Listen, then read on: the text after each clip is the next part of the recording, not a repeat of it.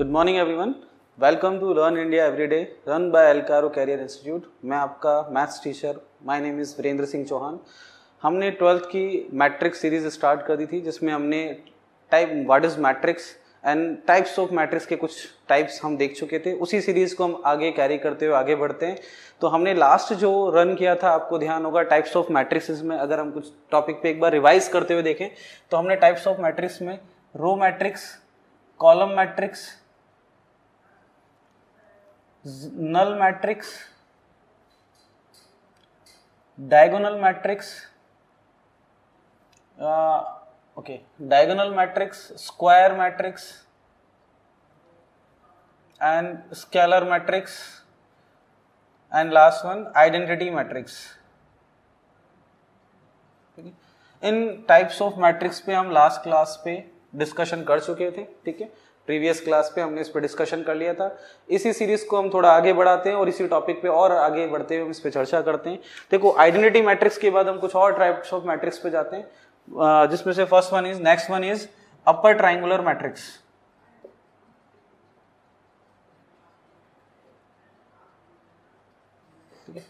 Upper triangular matrix, देखो upper triangular matrix क्या होती है, इसे भी हम वही एग्जांपल से हम समझ रहे थे सभी मैट्रिक्स को, तो अगेन इसको भी एक एग्जांपल से समझते हैं।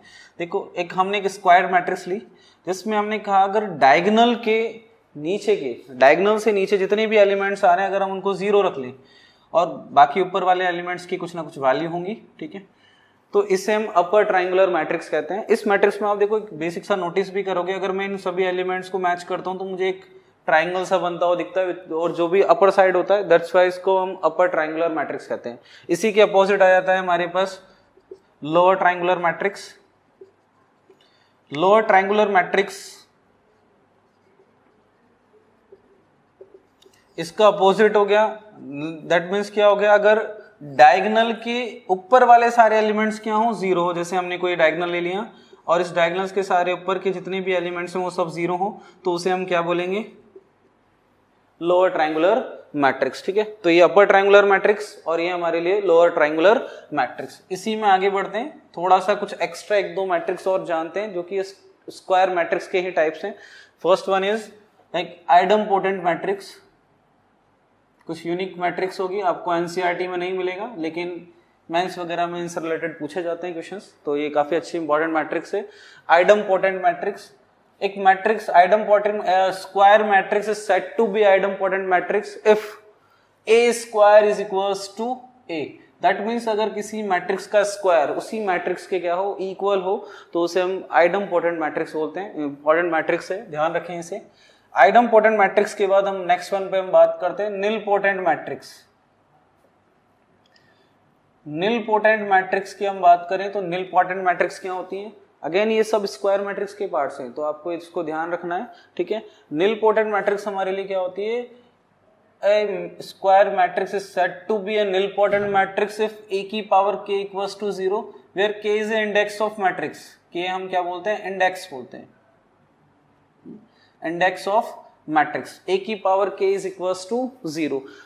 k मीन्स क्या हो गया, लाइक हमें कोई एक मैट्रिक्स गिवन थी a, हमने उसका स्क्वायर किया, फिर देन क्यूब किया, देन a की पावर 4 निकाला। ठीक है, हम उसको कैलकुलेट करते जा रहे हैं और तब तक कैलकुलेट करते जा रहे हैं जब तक हमें एक नल मैट्रिक्स नहीं मिल जाती। हो सकता है a की पावर 3 करने पर आपको एक नल मैट्रिक्स मिल जाती है। ठीक है, दैट मीन्स उसका इंडेक्स क्या हो गया, 3 ऑर्डर इंडेक्स की वो हमारे पास एक निलपोटेंट मैट्रिक्स हो जाती है। ओके, तो यहाँ 3 क्या है हमारे लिए, इंडेक्स हो गया, तो इसे हम बोलते हैं निलपोटेंट मैट्रिक्स। इसी सीरीज में एक और आगे हम आते हैं, इसे बोलते हैं involutory matrix. Okay, involutory matrix यानी a square matrix said to B a involutory matrix if A square is equals to I, यानी किसी मैट्रिक्स का स्क्वायर आइडेंटिटी मैट्रिक्स के इक्वल हो। आई यानी हम ऑलरेडी लास्ट क्लास में पढ़ा था हमने आइडेंटिटी मैट्रिक्स, इसी की हम बात कर रहे हैं कि ए स्क्वायर अगर किसके इक्वल है, आई के इक्वल है, तो उसे हम कौन सी मैट्रिक्स बोलेंगे, इनवॉल्टरी मैट्रिक्स। ठीक है, तो ये कुछ टाइप्स हमने मैट्रिक्स के देखे। अच्छा, एक और ले लेते हैं हम, जिससे हम बोलते हैं इक्वल मैट्रिक्स। तो two matrix a and b are equal if दो कंडीशन आती है, two matrix a and b are equal if first condition first one is if order of a matrix equals to order of b matrix. First of condition क्या है, दोनों matrixes का जो order है वो इक्वल होना चाहिए, ठीक है। And second one is corresponding elements are equal, corresponding elements are equal। That means सीधी सी बात हम कहें, इसको ज्यादा घुमा फिरा के ना कहें तो, कि दो मैट्रिक्स इक्वल कब होगी, जब वो एक दूसरे की कार्बन कॉपी हो। लाइक अगर एक में फर्स्ट 11th एलिमेंट हमारा 5 है तो दूसरे में भी 5 होना चाहिए, 12th एलिमेंट 3 है तो उसमें भी 3 होना चाहिए, सेम होने चाहिए, तो उसी को हम क्या बोलेंगे, इक्वल मैट्रिक्स बोलेंगे। इस पे बेस्ड हमें कुछ क्वेश्चंस मिलते हैं, वो इस बेस पे मिलते हैं कि हमें कई बार क्या होता है, लाइक आपको एक मैट्रिक्स यहाँ गिवन होगी और बोल देगा इसके बी के इक्वल है, और इसमें कोई ना कोई वेरिएबल आपके लिए दे देगा, जैसे यहाँ पे 2b कर दिया और यहाँ पे 5 लिख दिया, तो हम क्या करते हैं, कॉरस्पॉन्डिंग एलिमेंट्स को इक्वल रख के जो भी वेरिएबल उसने मिस किए हैं उनको हम फाइंड आउट कर सकते हैं, ठीक है। तो इक्वल मैट्रिक्स के जनरली इस बेस टाइप के हमको क्वेश्चंस देखने को मिलते हैं, ठीक है। नॉर्मली हम इसका और कोई खास ज्यादा यूज आता नहीं है इक्वल मैट्रिक्स से, बस ये इस टाइप के क्वेश्चंस जो बनते हैं इनको सिंप्लीफाई करने के लिए हम यूज करते हैं। तो सिंपल ध्यान रखना है, इसमें कॉरस्पॉन्डिंग एलिमेंट्स जो होते हैं वो इक्वल होते हैं, ओके, ठीक है।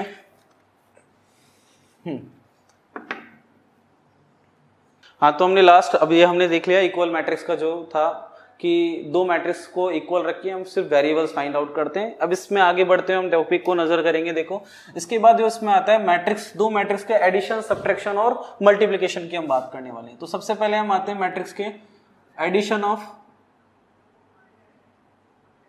या एडिशन एंड सब्ट्रैक्शन, दोनों ही ले लेते हैं हम एक साथ ही, क्योंकि सेम रूल फॉलो होता है दोनों पे। Addition and subtraction of two matrices, ठीक है।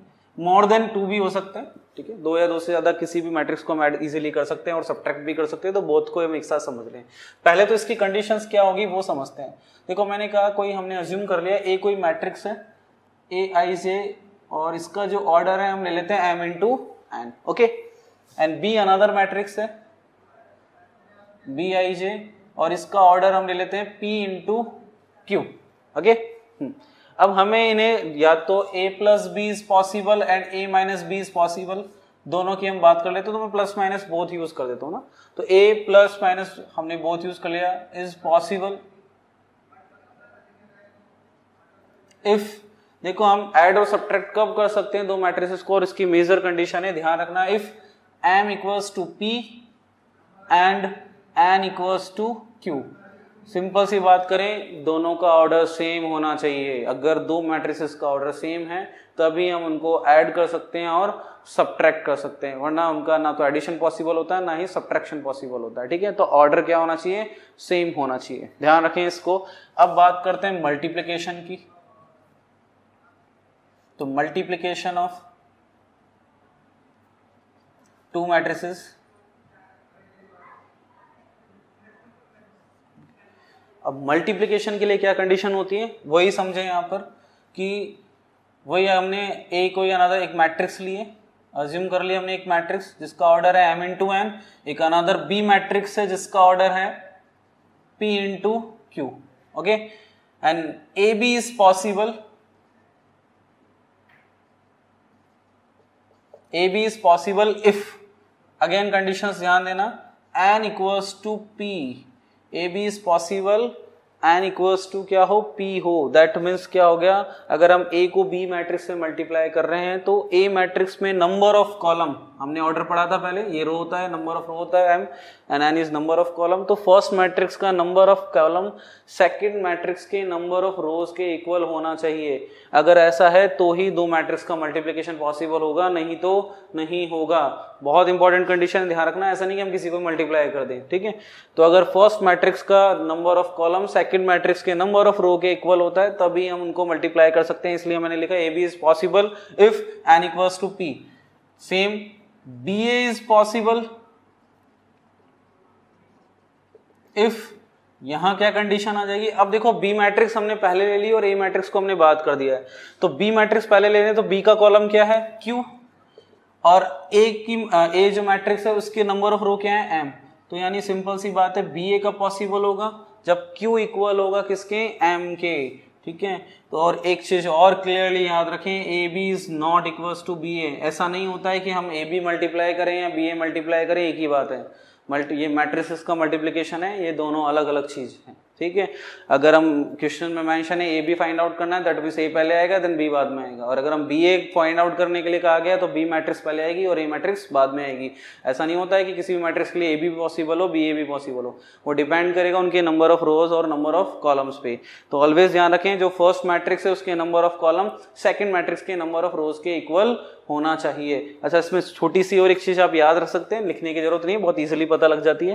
देखो हमने कहा अगर हम ए और बी को मल्टीप्लाई कर रहे हैं तो हम जब दो मैट्रिक्स को मल्टीप्लाई कर रहे हैं तो ऑब्वियस सी बात है हमें जो सॉल्यूशन मिलने वाला है वो भी एक मैट्रिक्स होगा, बट उसका ऑर्डर क्या होगा। तो अगर मैंने ए को बी से मल्टीप्लाई किया है तो हमने देखा n इक्वल्स टू p होना चाहिए। अब रिमेनिंग क्या रहेगा इन दोनों में ऑर्डर में, अगर आप देखें इसमें m रिमेनिंग रहेगा, इसमें q रिमेनिंग रहेगा, दैट मींस ए बी का जो ऑर्डर होगा वो m इंटू q होगा, ठीक है। क्लियरली ध्यान रह जाएगा, समझ रहे हैं आप इस बात को, एक बार वापस देख लें, क्योंकि हमें ए बी पॉसिबल कब होता है जब n इक्वल हो किसके, p के। अब a में रिमेनिंग क्या है m एंड b में रिमेनिंग क्या है q, that means a b का जो ऑर्डर होगा वो m इंटू q होगा। सिमिलरली हमने बी ए को मल्टीप्लाई किया है तो b में हमने देखा number of column q is equal to होना चाहिए नंबर ऑफ रो m के, तो q इक्वल्स टू m होना चाहिए। तो अब रिमेनिंग क्या रहेगा, b में रिमेनिंग रह रहा है p एंड ए में रिमेनिंग रह रहा है n, दैट मींस जो बी ए का ऑर्डर होगा वो क्या रहेगा p इंटू n। तो हमें रिजल्टेंट मैट्रिक्स का भी पता होना चाहिए कि हमें किस ऑर्डर की मैट्रिक्स मिलने वाली है मल्टीप्लाई करने के बाद। कई बार इन पे छोटे छोटे से लॉजिकल क्वेश्चन बन जाते हैं जो हम क्वेश्चंस करेंगे इसी सीरीज के बाद, तब आप उसमें देखेंगे भी हम इस टाइप के किसी क्वेश्चंस देखने वाले हैं। ओके, तो ये आपके पास कुछ टाइप्स ऑफ मैट्रिसेस हमने देखा और साथ ही हमने मैट्रिक्स का एडिशन, सब्ट्रैक्शन एंड मल्टीप्लिकेशन की जो कंडीशंस है वो देखी। अब इसके बाद हम इन्हीं टॉपिक से रिलेटेड कुछ क्वेश्चंस डिस्कस करेंगे नेक्स्ट सीरीज में। आई होप आप आज का जो हमने टॉपिक लिया आपको इसमें काफ़ी मजा आया होगा। इस टॉपिक को आज हम यहीं एंड करते हैं, मिलेंगे नेक्स्ट क्लास में, नेक्स्ट वीडियो में। तब तक के लिए थैंक यू, धन्यवाद, बाय बाय, टेक केयर।